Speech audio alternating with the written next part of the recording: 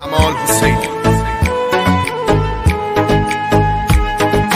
مال خود من باش، لطفو بسپار به دلم، قلبمو میدم جاش.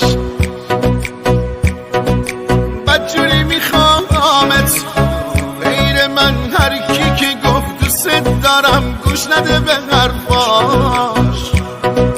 مال خود من باش، مال خود من، مال خود من. سفید شدن طرفها، دیدی خراب شدن آرزوها. خندیدی غمت چی کار کرده با هم، غمت چی کار کرده با هم.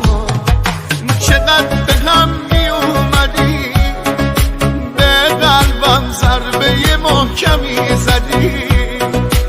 ای بابا چی شد یهو به هم زدی، چی شد یهو به هم زدی. حالا برگشتی بعد 3 سال، کی به کی میگه بی معرفت، کی به کی میگه تو سنگدلی، کی باید از کی بخواد معذرت. حالا برگشتی بعد 3 سال، کی به کی میگه بی معرفت، کی به کی میگه تو سنگدلی، کی باید از کی بخواد معذرت.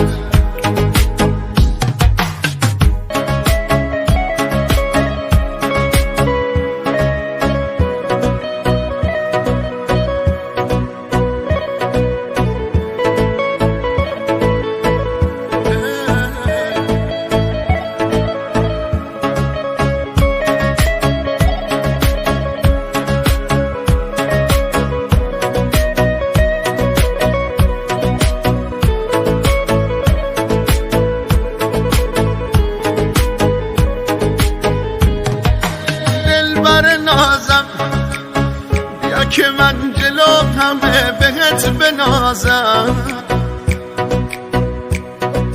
بیا عزیزم از آن که من زندگیمو بازم ببازم. دلبر نازم، دلبر ناز، جوونیمو ازم گرفت وقتی دستای عشقمو گرفت. رفت و تو بغلش آروم گرفت، تو بغلش آروم گرفت.